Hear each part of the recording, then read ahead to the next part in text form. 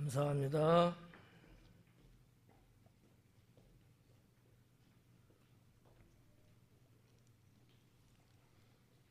유독 사교구가 어르신들이 좀 여러 분 되는 그러한 교구여서 찬양 잘했죠?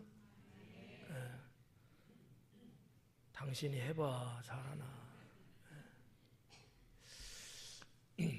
오늘은 이제 18장을 마치고 19장 시작되는 부분인데, 이 19장이 좀 절수가 좀 많죠. 많은데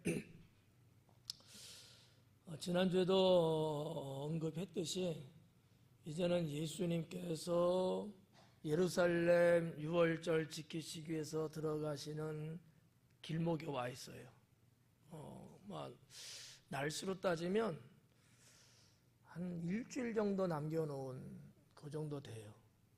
그러니까 이제 대략 예측을 하면 19장 이때쯤이 아마 예수님 잡히시기 전주 목요일쯤 되지 않았을까, 이렇게 예측할 수 있어요. 그래서 한 일주일 정도만 사역이 이제 진행되면서 그 다음 주간에는 고난이 이제 시작되는, 시간적으로 보면 좀 그렇게 볼 수 있습니다. 뿐만 아니라 이 19장이라고 장으로는 구별했습니다만 18장에서 있었던 문제가 좀, 문제라는 말이 좀 이상하지만 18장에서 사람들이 이해를 잘 못하고 영적인 거냐 육적인가 이게 헷갈려서 힘들어하는 사람들이 적지 않아 많이 있거든요. 예를 들면 이 젊은 부자가 내가 어떻게 영생을 얻을 수 있습니까? 묻잖아요.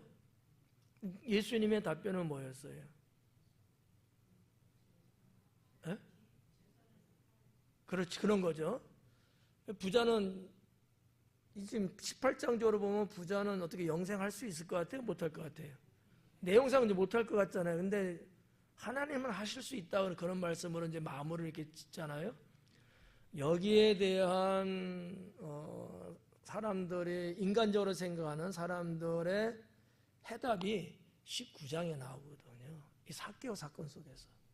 그래서 이제 19장은 별도의 장은 아니고 이어져 나가고 있는 장이라고 볼 수 있고요. 성도님들이 이 19장 삭개오에 대한 이야기는 너무나 잘 알고 있는 말씀이죠.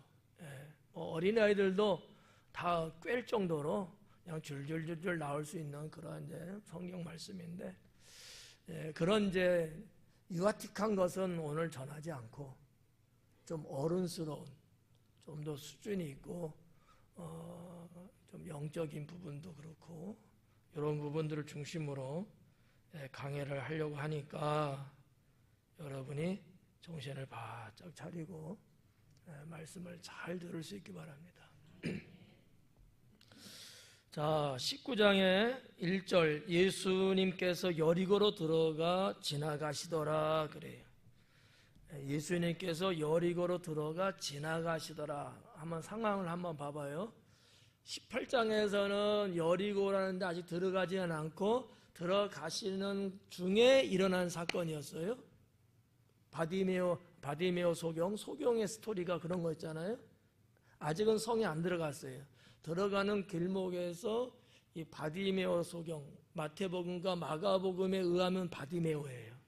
누가복음은 이름은 안 나왔지만 그랬는데 19장은요 그 사건을 이제 종결하고 더 성 안으로 이제 들어가는데 통과를 하시는 상황이 있는 거예요. 여리고라는 데가 걸어서도 좀 시간이 걸리겠지만 지금으로 보면 그렇게 큰 도시는 아니고요. 그러나 그 옛날 고대로 볼 때는 큰 도시였어요.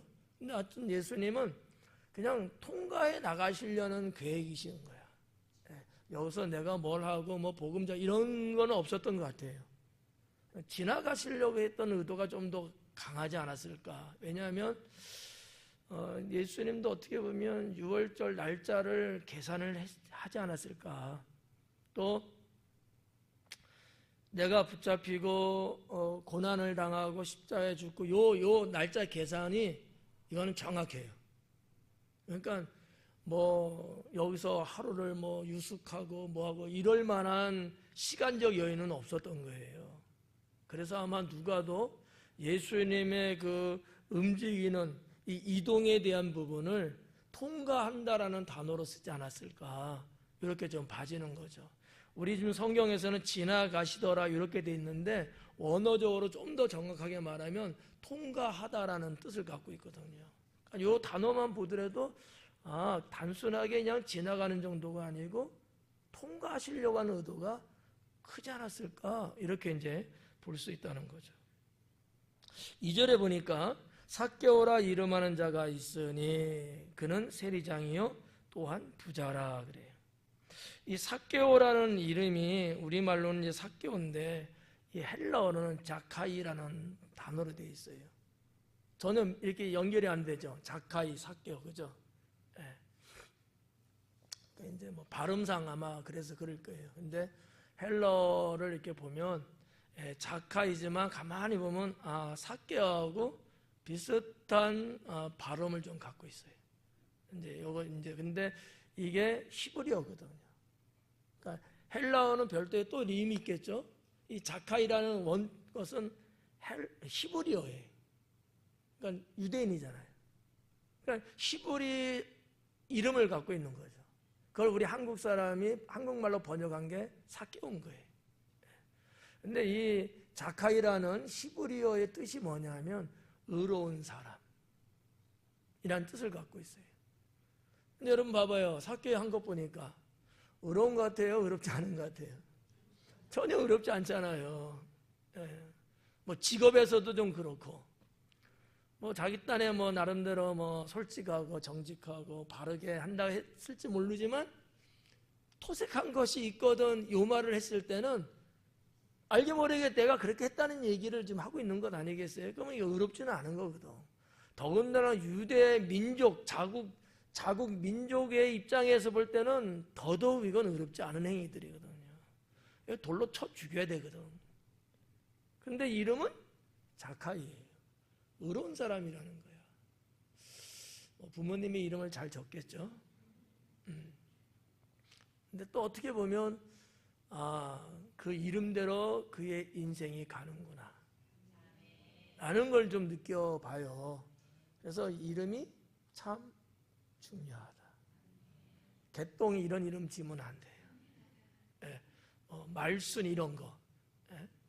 정말 자녀들의 이름을 귀하게, 정말 좋게, 훌륭하게 기도하면서 이름을 정해야 된다라는 거죠. 자, 아무튼 뭐 삭개오라 이름하는 자가 있는데 그는 세리장이다. 다 알고 있는 거. 세리장은 하여튼 대장이에요. 세금 걷는 일에 있어서는 이제 대장인 거야. 오늘날 현대로 보면은 세무국장이라든지 이 정도 아마 되지 않았을까? 각 지역에 세무서가 있잖아요. 거기에 소장, 세무서 소장 이 정도의 권한과 권력을 갖고 있는 그런 사람인데 그 역사에 기록된 것을 보니까 이 여리고에서 걷어들이는 세금이 막대했다라고 하는 거예요. 왜냐하면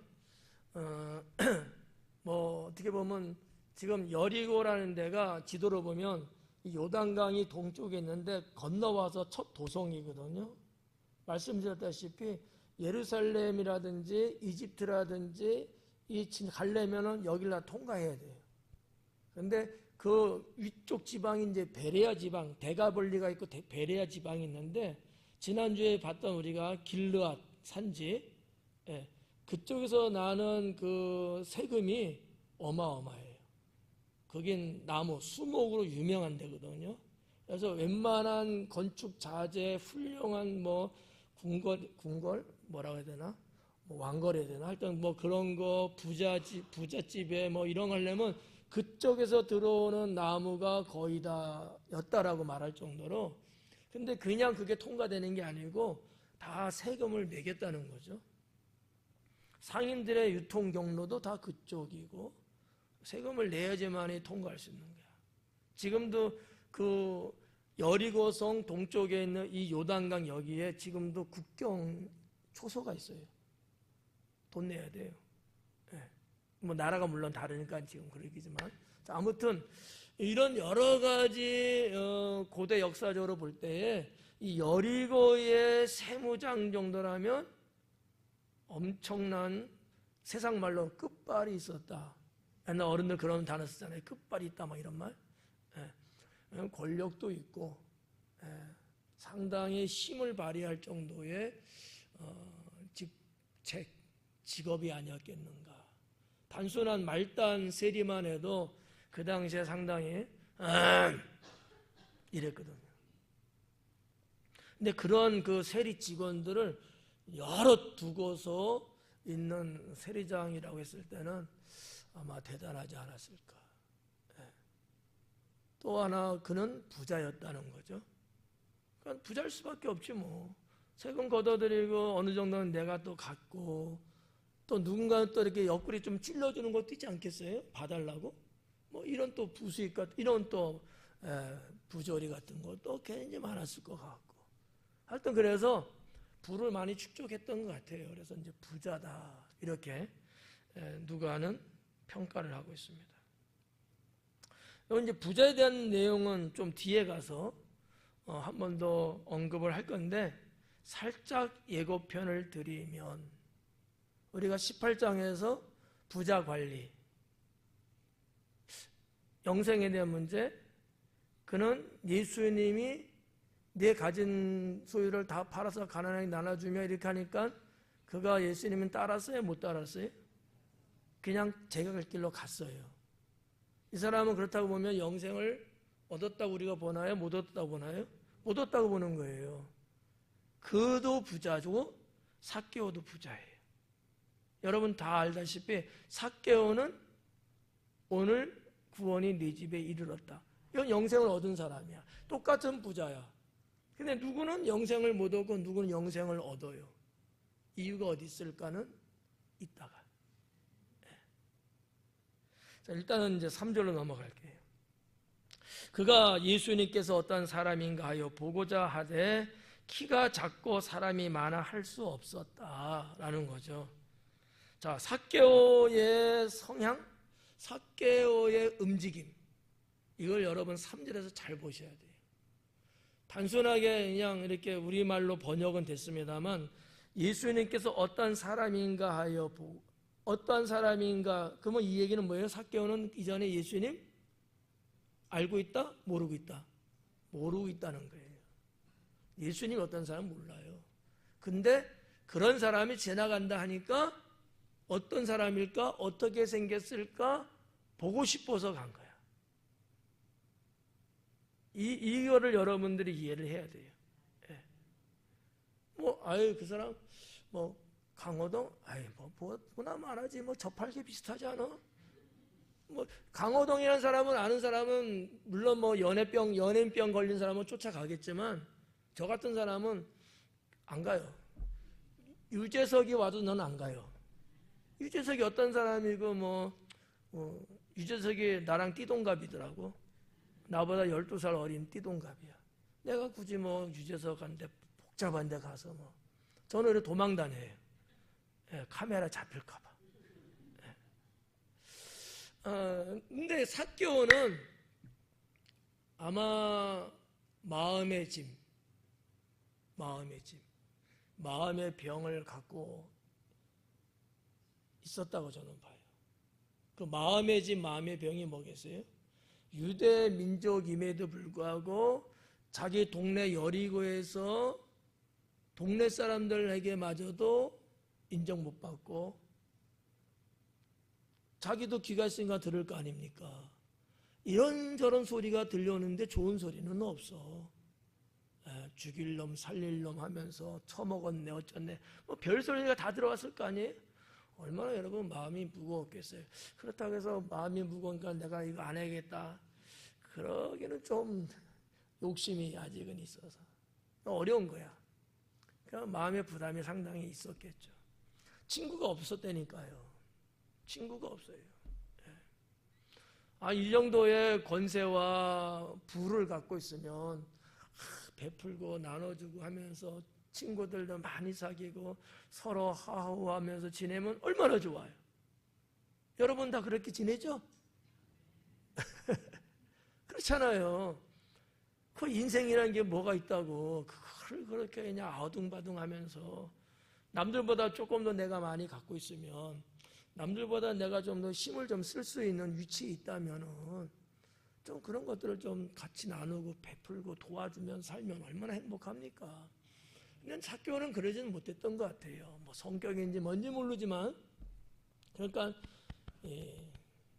마음의 병이 삭개오는 있었다. 저는 그렇게 봐지는 거죠. 그런 삭개오가 예수? 그건 어떤 사람이지? 풍문은 들었을 거예요. 왜냐하면 그 정도의 관직에 있기 때문에 풍문은 들었지만 직접 상대했다든지 그런 건 없었던 거죠. 그러니까 궁금하니까 보고자 갔겠죠. 자, 여기 보니까 무슨 단어가 있냐면 사람인가요? 보고자 하되, 이렇게 번역이 됐어요. 보고자 하되. 이 하되로만 번역이 됐는데 이 하되 정도가 아니고 이 원어적 보면 이 제테오라는 단어가 있거든요. 찾다라는 단어예요. 찾다. 우리말로는 하대로 번역이 됐어요. 하대. 근데 원래는 제테오라는 단어인데 그 단어의 뜻이 찾다, 찾아가다, 찾다라는 뜻이에요. 어떤 사람인가 보고자 찾아 나섰다는 얘기예요. 의지가 있다는 얘기예요. 제가 말씀드리려고 하는 것은 그거예요. 어떤 사람이지 궁금한데 결국 그냥 가볼까? 이 정도가 아니라는 거예요. 적극적으로 나섰다는 얘기거든요. 그래서 문법도 능동태로 되어 있어요. 적극적으로. 이런 걸 보아갖고는 두 가지를 생각할 수 있는 거죠. 삭개오의 성격일 수도 있고, 좀 전에 말했던 그만큼 삭개오는 지금 마음이, 심기가 너무나 힘든 거야. 자기 인생의 이 질병, 이거를 어떻게 하면 해결할까라는 그런 아마 숙제도 갖고 있지 않았을까. 근데 예수라는 자를 풍문으로 들어보니까 이런 사람 저런 사람들이 다 인생의 숙제를 풀었다는 거거든요. 세대장 정도면요, 일자 무식은 아니었을 거예요. 어느 정도 유대 사회에서도 배움도 있고 뭐 여러 가지, 뭐 나이도 그렇고 연륜도 그렇고 어느 정도 기본 정도 이상은 갖추지 않았을까라고 봤을 때에 삭개오라는 사람은 예수님이 어떤 사람인가 보려고 찾아 나섰구나. 좀 적극적으로 움직였구나. 이런 걸 볼 수 있다는 거죠. 이 말에 뒷받침해 주는 게 뭐냐면 그가 보려고 했는데 볼 수 있었어요? 어떻게 했대요? 뽕나무 올라갔다는 거지. 이게 쉽지 않은 거예요. 여러분 같으면은 어른이니 뽕나무까지 기어 올라가서 보려고 하겠어요? 보고 싶지만 이게 쉽지는 않은 거예요. 그만큼 삭개오는 열의가 있었다는 얘기죠. 이렇게 우리가 보는 거예요. 우리가 주님을 만나는 것도 그런 열의를 가져야 되지 않느냐. 아이고, 교회 가야지, 예수님 믿어야지, 이 정도만 안 된다. 의향이 있다면 그거를 정말 행동으로 옮기는 의지가 강해야 된다라는 거죠. 그리고 이제 키가 작고, 이게 문제야. 사람이 키만 컸으면 서장훈 씨처럼 키만 크면 다 보이잖아. 다 이 턱 밑에 있을 거 아니야, 사람들이. 그럼 다 보이지. 야, 키가 작았던 거야.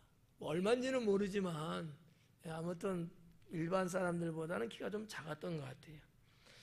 근데 키도 작았는데 사람들이 많아서 뭐 볼 수도 없고 그 인파를 뚫고 못 들어간 것 같아. 근데 가려면 가겠지. 이 사람이 누구라는 걸 모를까요? 알 거 아니야. 그러면 안 비켜줄 수도 있지만 비켜줄 사람이 분명히 있어. 여러분 운전하시면서 저쪽에서 위에서 나가야 돼. 아니면 좌회전든지 방향을 바꿔야 되는데 어떤 데 많이 막히는 데는 막 1km, 2km서부터 막 막히거든요. 당진은 말고 서울에. 근데 그걸 모르고 있었어. 그래갖고 나는 모르고 그냥 그 옆차선 쫙 가서 저기 왜 서 있지? 그러다가 근데 난 쭉 간 거예요. 들어가려는데 못 들어가겠는 거야. 그럼 어떻게? 다음에 더 가서 돌아가요? 아니면은 좀 그래도 아유 죄송합니다. 뭐 이러면서라도 들어가야 되는 거 어떻게 되는 거예요? 그렇죠. 근데 줄을 쭉 사람들 중에서도 운전하시는 분 중에서도 누구는 들어올까봐 바짝 붙이는 성격의 사람이 있고 어떤 사람은 들어오라고 배려해 주는 사람도 간혹 있어요. 그렇잖아요. 그러니까 여기 지금 사람들이 많이 모여갖고 진을 치고 있는 겁니다. 들어갈 수 없어요. 키도 작죠. 힘도 없을 거야. 책상에 맨날 앉아갖고. 근데 그래도 그 와중에 있을 수 있는데도 불구하고 거기를 선택 안 해. 왜 그랬을까? 이 심리적인 얘기예요. 창피한 거야.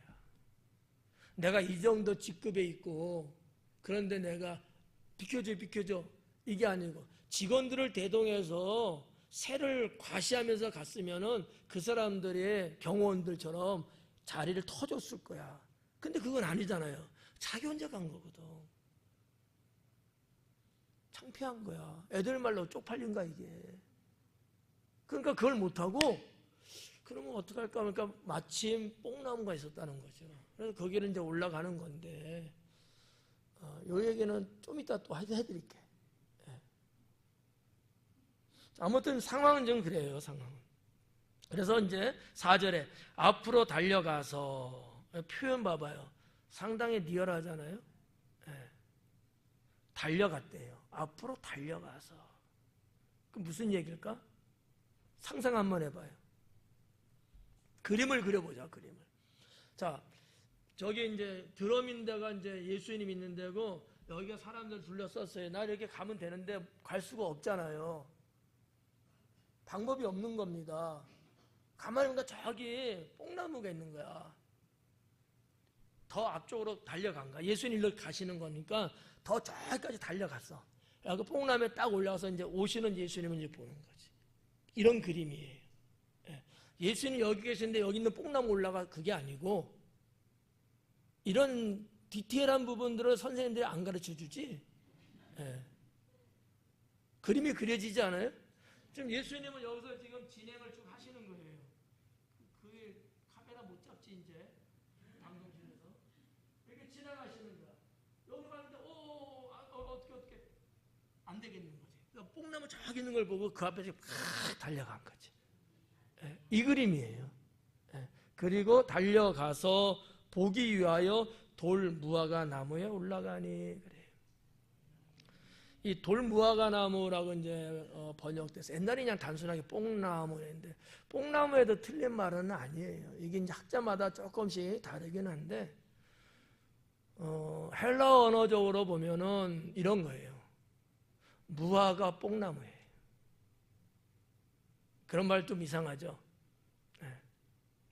왜냐하면 열매는 무화과 같고 나무는 뽕나무예요. 이게 뭐 접종이 그렇게 된 건지 모르지만 이런 나무가 여리고 그쪽에 푸시 많은 거예요.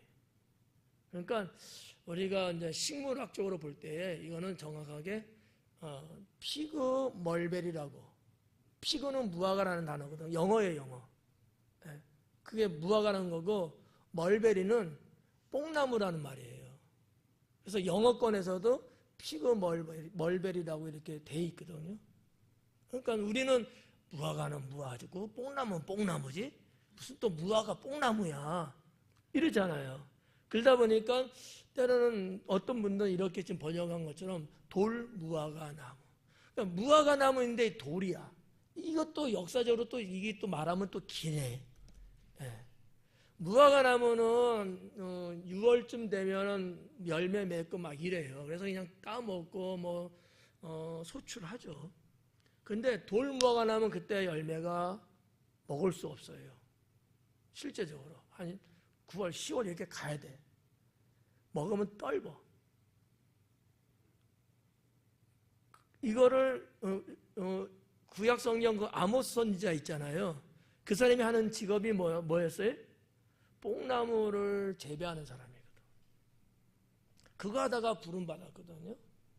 그러면 그런 농부들이 뭘 하는 거냐? 이렇게 떫은 거 먹지 못하는 거에 나무에 올라가서 거기다가 구멍을 뚫고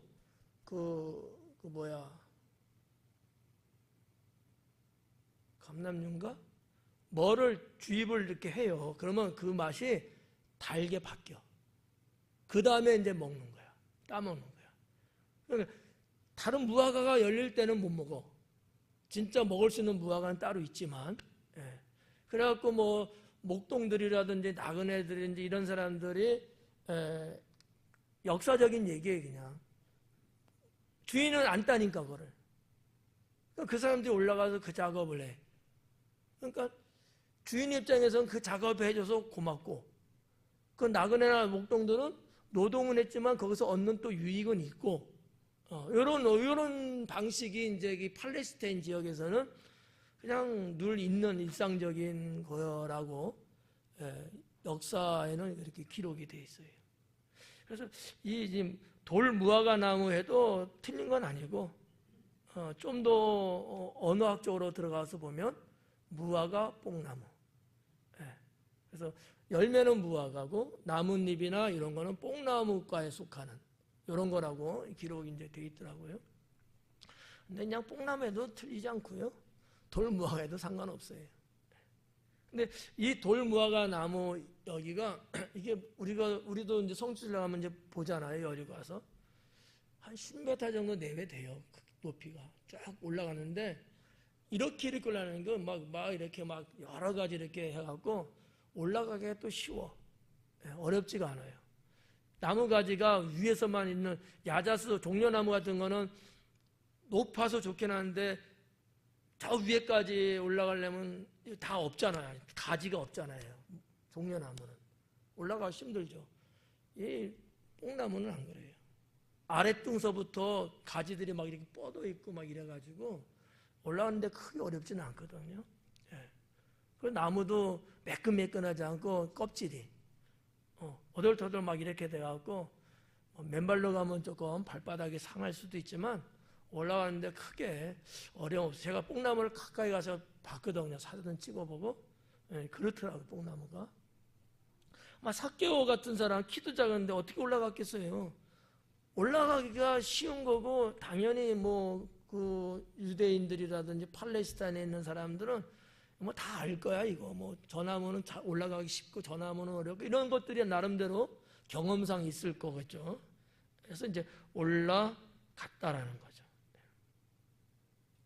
어떤 아까 좀 전에 말씀드렸던 그 좀 역사적인 또 식물적 측면에서 보면은 다른 나무 다른 데도 있겠지만 뽕나무는 올라가는 게 흠이 없어요. 창피하지 않은 거예요. 뽕나무 올라가서 그렇게 할 때니까. 그러니까 누가 봐도 삭개오를 알면은 이럴 수 있지만 멀리 있는 사람은 누군지 모르니까 그냥 올라가는가 보다. 이렇게 그냥 취급을 했기 때문에 덜 창피한 거지. 그래서 아마 뽕나무를 선택하지 않았을까. 왜냐하면 뽕나무만 있지는 않거든요. 종려나무도 있고 여러 가지 나무들이 있는데 그중에 뽕나무를 선택했다라고 보는 거죠. 이는 예수님께서 그리로 지나가시게 되미러라. 봐요. 요 글로 표현했지만 요것만 봐도 지금 예수님과 뽕나무의 거리가 어디에 위치해 있는가를 알 수 있는 거지. 달려갔다, 그리고 올라갔다, 뭐라 그래? 예수님이 그 앞으로 지나가시더라.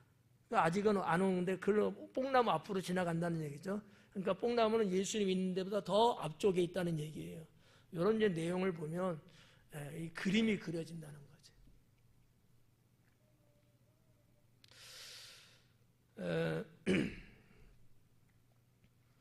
돌무화과 나무에 올라가는 삭개오. 우리 인생에도 이 돌무화과 키가 작은 거 이런 어떤 문제점이 있을 수 있어요. 예를 들어서 무슨 얘기냐면 개인적으로 말하면 나만의 어떠한 장애 같은 게 있을 수 있어요. 삭개오는 키가 작은 게 단점이잖아요. 하고 싶은 게 있는데 키가 작아서 안 되는 거예요. 그러면 포기할 수 있으면 포기는 안 하는 거예요. 나만이 갖고 있는 단점, 나만이 갖고 있는 장애가 있을 수 있어, 사람마다. 근데 어떤 사람은 포기하는 사람이 있고 어떤 사람은 그 장애를 극복하는 사람이 있다는 거죠. 삭개오는 후자를 선택한 거예요. 에이, 안 보면 말지 뭐, 안 되겠네, 이럴 수도 있는데 삭개오는 아니었다는 거죠. 자기의 장애를 극복하기 위해서 뽕나무 위로 올라갔다는 거예요. 이게 우리의 인생사 속에서도 이런 거 한 번쯤 음미해 볼 필요가 있어요. 예. 어떤 사람 조금 뭐 하다가 힘들고 어려우면 쉽게 포기하는 사람이 있고 어떤 사람은 끝까지 목적을 이루려는 사람이 있거든요. 후자와 같은 사람이 성공하는 거거든요. 예. 우리가 일을 해보면 알잖아요. 조금 뭘 하다 보면 뭐 못하겠다, 힘들다, 어쩌다 핑계대고 손 탁탁 털고 안 하는 사람들이 있어요. 뒷마무리가 안 돼 있어 보면 처음은 잘해. 막 늑대처럼 달라붙어서 막 하는 것 같은데 중반쯤 가면은 다들 그냥 나자빠지고 그냥 손 떼고 물러서고 차라리 안 한 것보다 못해. 너저분하게 문제만 만들어 놓고 막 이른다는 거지. 근데 어떤 분은 깔끔하게 그러한 어떠한 문제를 다 극복하고 해결하고 마무리를 탁 하는 그런 사람이 있단 말이지. 후자 같은 사람은요 박수 받을 만하더라고요. 너무 좋더라고요. 삭개오는 그러한 유형을 선택하지 않았을까, 이렇게 이제 볼 수 있고요. 이런 사람들이 일종의 기회를 축복으로 바꾸는 사람이다라는 거죠. 기회를.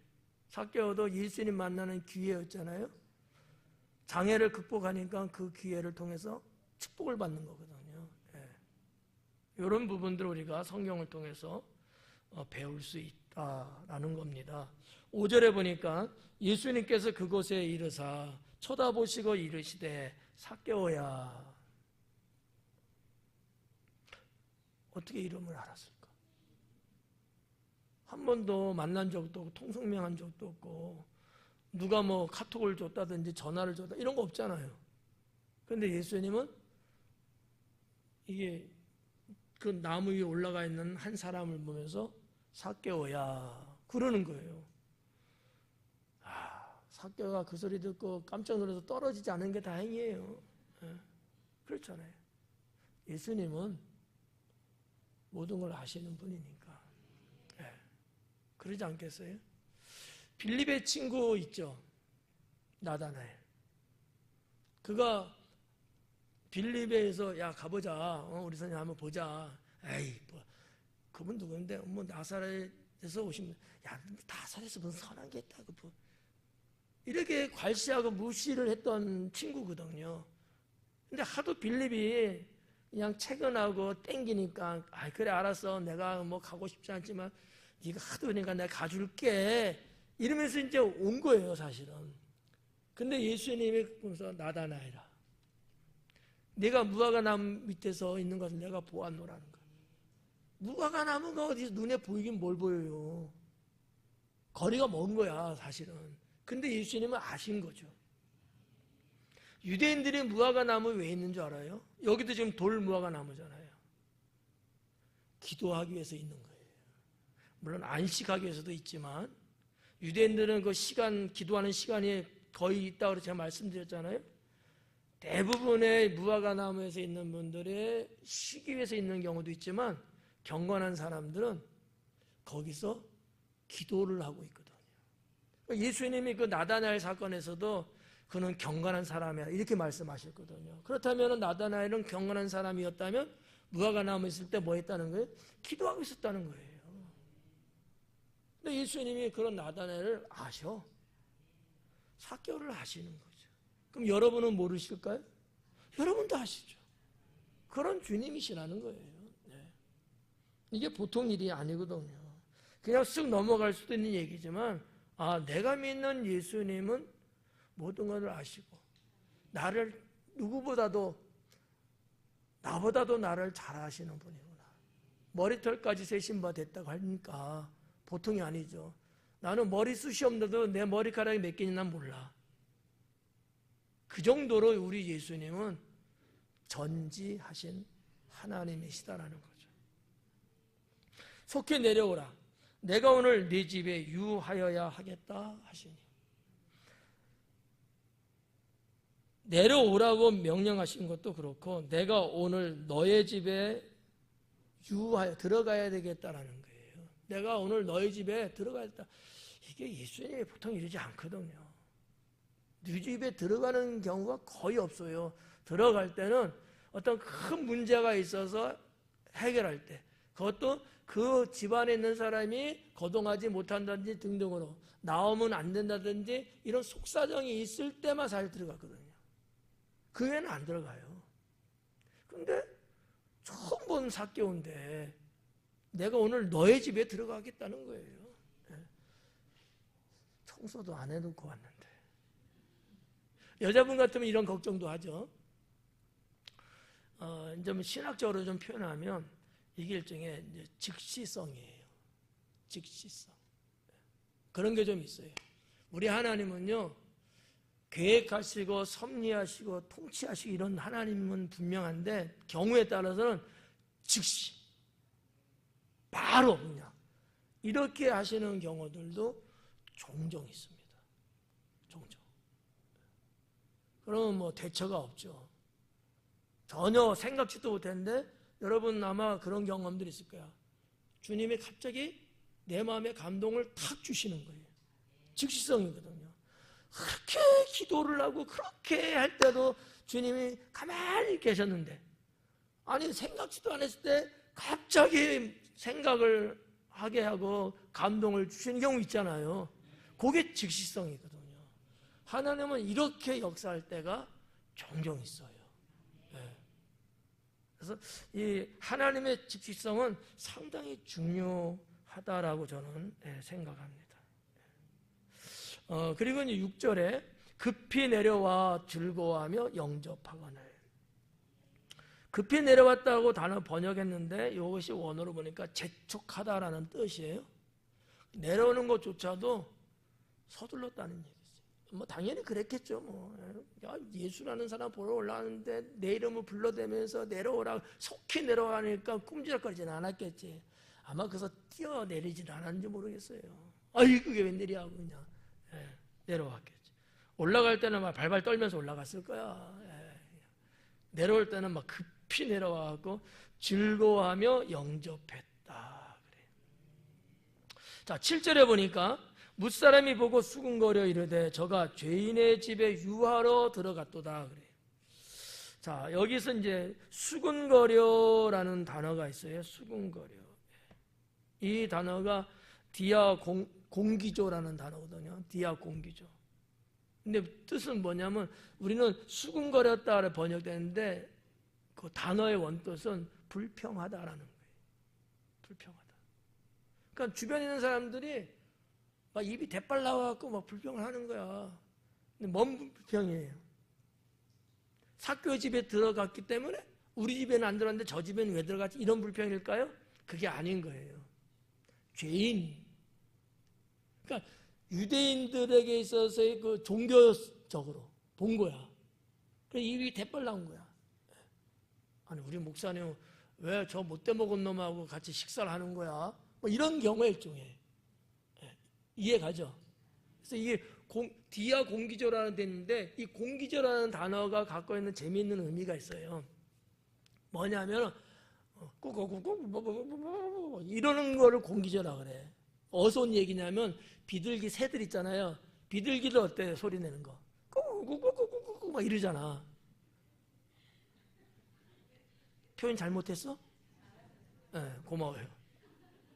그거를 보고서 공기조라는 말이 된 거야. 비둘기들 많잖아요. 팔레스타인에도. 비둘기들이 많이 모여갖고 막 그 소리 내면서 왔다 갔다 막 이러잖아요. 먹이 때문에. 그게 공기조라는 뜻이야. 디아 공기조라는 근데 그런데 이것을 응용해서 사람들이 쓸 때에 불평한 것을 볼 때 디아 공기죠 이렇게 말하는 거예요. 디아는 뭐뭐를 통해서 이 전치사거든요. 헬라어로. 그런 내용이에요. 그러니까 불평했다, 수군거렸다 정도보다도 강하죠. 그냥 수군은 뭐예요? 자기끼리 이렇게 말을 주거니 받거니 막 이런 건데, 불평은 전혀 달라요. 왜 불평했느냐? 죄인의 집에 들어간 거야. 자기들이 볼 때 죄인인데 그 집에 들어간 거야. 그게 어째서? 그게 어째서? 이런 문제가 또 발생할 수 있지 않을까요? 유대인들의 사상 속에는요, 죄인의 집에 들어가잖아요. 그럼 그 죄를 같이 공유하게 된다는 생각을 갖고 있어요. 나는 죄를 안 졌어. 나는 깨끗한데도 내가 만약에 죄인의 집에 갔어요. 죄인하고 같이 어울렸어요. 죄인하고 만났어요. 이렇게 되면요, 그 죄를 제가 묻어온다는 거예요. 그럼 나도 똑같은 죄인이 된다는 얘기예요. 그게 유대인들이 갖고 있는 사상입니다. 그래서 절대 안 하죠. 근데 구약 율법에도 보면 하나님이 뭔 말씀했어요? 그런 불결한 거 만지고 어쩌고 하면은 바로 정결례, 손도 씻고 일주일 동안 격리하고 있다가 다시 그 다음에 제사장한테 가서 말하고 허락받고 이런 과정들이 있거든요. 그러니까 유대인들이 그런 사상을 가진 데는 다 그만한 이유가 있는가? 생뚱맞은 건 아니에요. 구약 율법에 그런 부분들이 있는 것을 세월이 이렇게 흐르면서 나름대로 이제 좀 더 현실적으로 자기들이 이제 좀 의식을 바꿔간 거지, 이제. 그러니까 그런 유대인들이 볼 때, 불평하는 거예요. 근데 예수님은 오히려 죄인에게 접근하시는 분이세요. 왜요? 죄인을 구원하러 오신 분이니까. 이게 다른 거예요. 그래서 여기 이제 아무튼 수군거렸다라는 거죠. 문제는 저가 죄인의 집에 유하러 들어갔도다. 들어갔기 때문에. 이렇게 언제부터 이렇게 친했다고 생각을 해줘. 8절에 보니까 삭개오가 서서 주께 여짜오되 주여 보시옵소서, 내 소유의 절반을 가난한 자들에게 주겠사오며 만일 누구의 것을 속여 빼앗은 일이 있으면 네 갑절이나 갚겠나이다. 아니, 예수님이 아무 말 안 했는데, 아무 말 안 했잖아요. 근데도 삭개오가 이실직고 안 하는 거야. 자, 이 부분이 아까 처음에 말씀드리려고 했던, 설명해 드리려고 하는 거예요. 자, 18장에 나오는 젊은이도 부자, 삭개오도 부자. 근데 영생에 대한 문제를 이 젊은이는 결국은 이루지 못하고 돌아갔어요. 왜? 재물이 아까운 거예요. 내 재물인데 내가 왜 나눠줘? 그 일은 내가 못하지. 돌아간 거예요. 삭개오 봐봐요. 삭개오는 자기 재산의 절반을 뚝 떼어서 가난한 자에게 나눠주겠다는 거죠. 예수님이 18장에서 가난한 자에게 나눠주라고 그랬어요. 안 했어요. 삭개오는 말도 안 했는데 지가 뚝 잘라서 주겠다는 거야. 그 남의 거 토색한 거 있으면 강탈이에요. 뺏은 거. 법을 벗어나서 더 많이 걷어들인 세금. 이것도 완전히 탈취잖아요. 그런 거 있으면 4배나 갚겠다는 거야. 예수님 율법에 보면 4배까지는 아니야. 20%를 추가해서 갚으면 되거든요. 근데 삭개오는 말할 수 없을 정도로 4배씩이나 갚겠다는 거야. 아니, 지금껏 돈이 좋은 줄 알고 돈을 축적하려고 하고 그랬던 양반이 생뚱맞게 재산 반 뚝 자르고 나머지 것 갖고도 또 토색을 했으면 4배씩이나 갚겠다고. 쫄딱 망했다 이제. 여러분, 근데 이런 삭개오를 향해서 예수님이 뭐라 그래요? 오늘 내 집에 구원이 이루었다는 거죠. 지금 뭐의 문제예요? 여기에 지금 공통 분모적인 내용이 뭐예요? 재물이에요, 재물. 그러니까 예수님께서 두 사건을 통해서 말씀하시고자 하고 그것을 누가가 기록한 내용을 보면 재물에 대한 문제예요.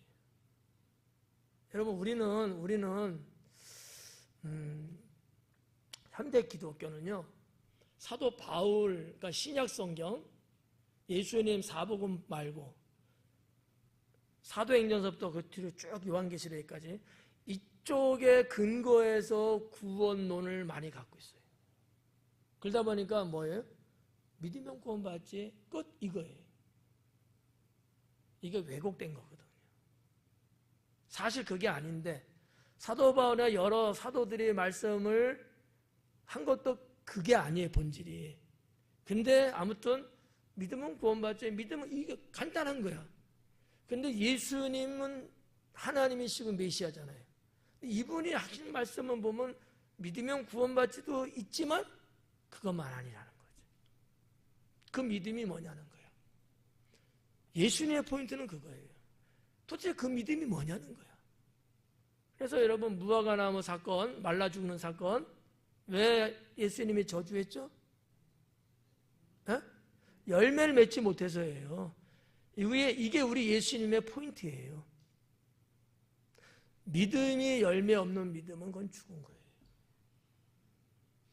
그래서 이 재물에 대한 말씀도 그건 그거거든요. 이거 가난하고 불쌍한 거 어려운 이웃들에게 나눠주지 못한다? 그건 믿음 없다고 본 거예요.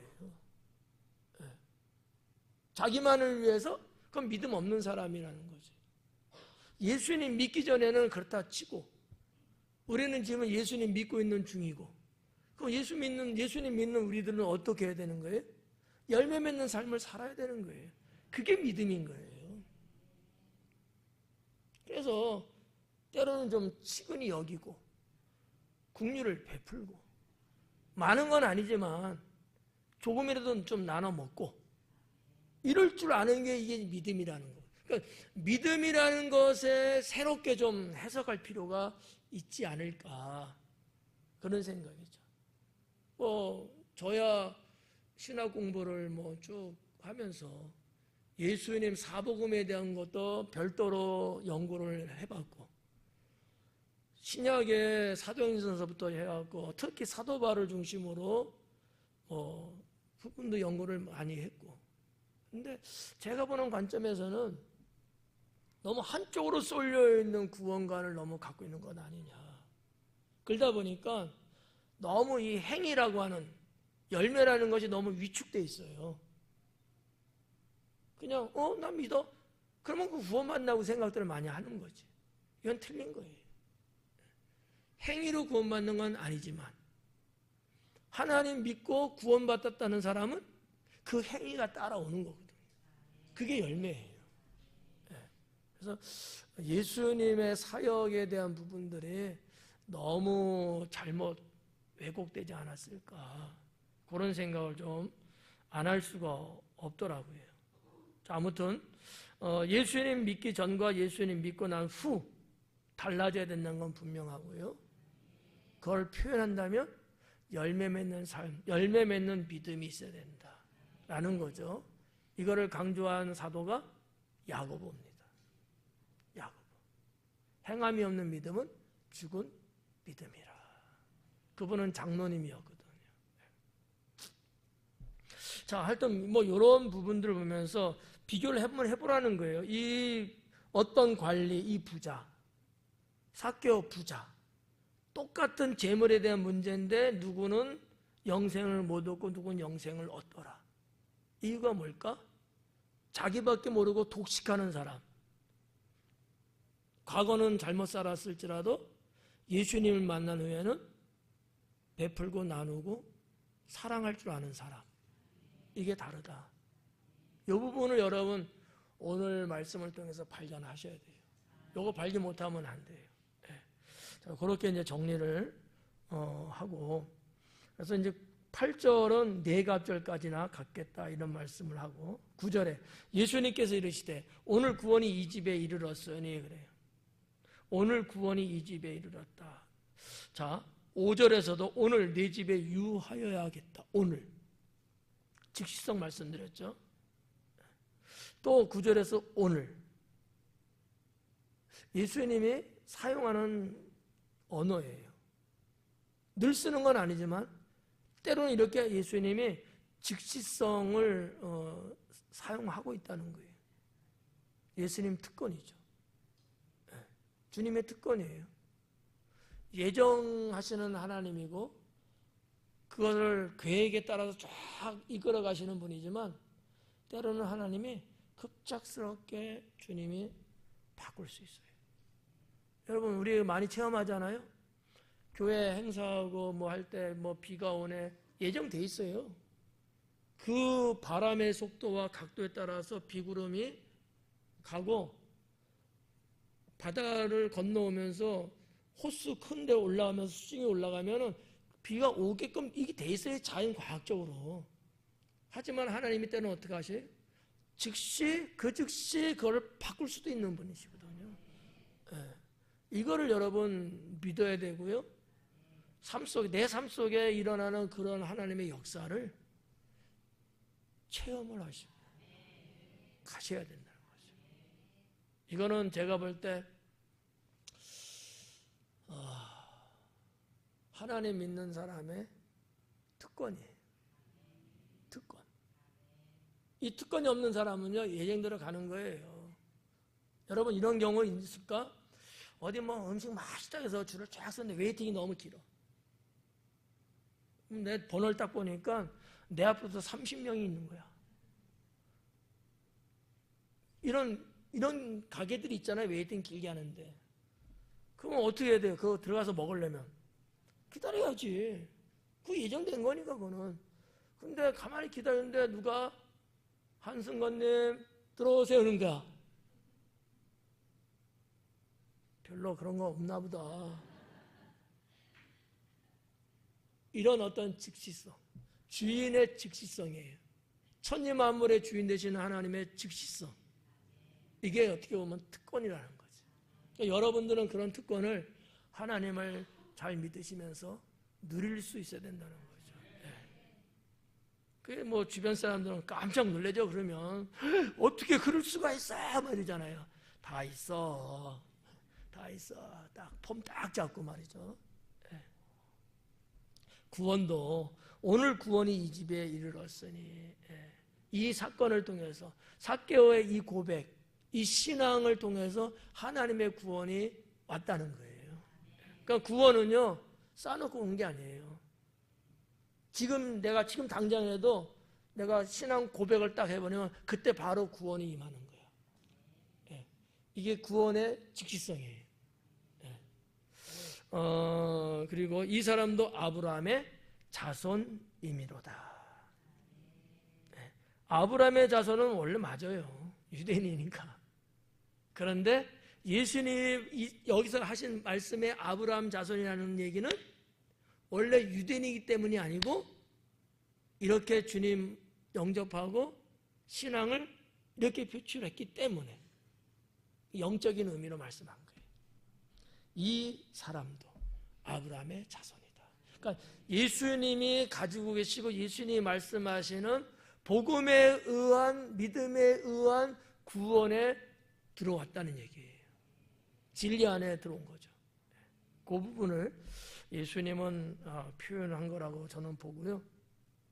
마지막 10절에 인자가 온 것은 잃어버린 자를 찾아 구원하려 합니다. 자, 이거 뭐 보통 우리가 다 알고 있는 내용이고 다른 곳에서도 이제 나오고 있는 표현인데 인자가 온 것은 잃어버린 자를 그래. 이 잃어버린 자라는 거예요. 삭개오 사건을 통해서 마무리를 지으시면서 잃어버린 자라는 단어를 쓰셔서 말씀을 하셨어요. 왜 그랬을까? 예수님이 보는 관점에서 삭개오는 잃어버린 자였어요. 하나님 자녀였는데 잃어버린 자예요. 이해가요?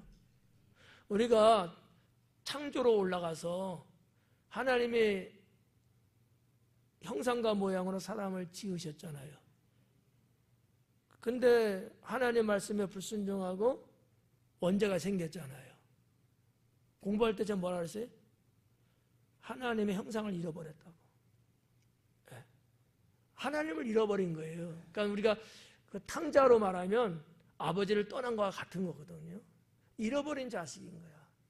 그러니까 삭개오를 예수님이 그렇게 지금 표현하고 있는 거예요. 잃어버린 자라고 표현한 거예요. 영적인 얘기죠. 육적으로는 당연히 아브라함 자손 맞죠. 영적으로는요.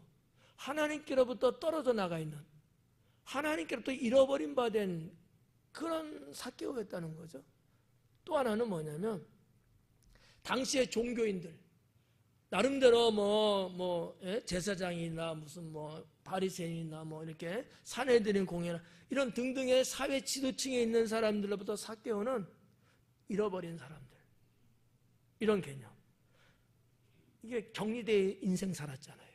주변 사람하고 격리돼 살았잖아요. 백성들로부터도 잃어버린 삭개오. 그래서 저는 세 가지를 생각해 봤어요.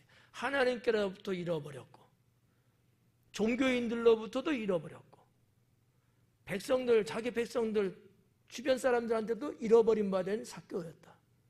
그런데 예수님을 통해서 구원받는과 동시에 잃어버린 것이 다 회복되는 거예요. 놀라운 축복이죠. 그래서 10절에서 이렇게 인자가 온 것은 잃어버린 자. 근데 기성세대들은, 기성교인들은 말이죠, 자꾸 선을 그으려고 해요. 우리 주님의 구원에는 누군지 들어올 수 있어야 되거든요. 주님은 그것 때문에 오신 거잖아요. 근데 먼저 믿는 우리는 자꾸 누군가를 자꾸 격리시키려고 그래. 저런 사람은 구원받아야 돼. 저놈이 무슨 구원을 받아. 이렇게 내가 마치 하나님인 거냐 선을 자꾸 그으려고 하는 이런 좀 나쁜 모습들이 있어요. 그러면 안 된다. 교회 안에도 마찬가지고. 먼저 교회에 와서 출석하고 있는 사람이, 이제 들어오는 사람이 있잖아요. 여기서 갑질하고 그러면 안 돼. 다 하나님의 백성으로 교회 들어왔으니까 한 30년 전부터 알고 지낸 것처럼 아주 친숙하고 다정다감하게 주 안에서 사랑을 나누며 사셔야 되는 거예요. 이게 주님이 원하는 거거든요. 그래서 오늘 10절까지 말씀을 봤습니다. 기도하겠습니다.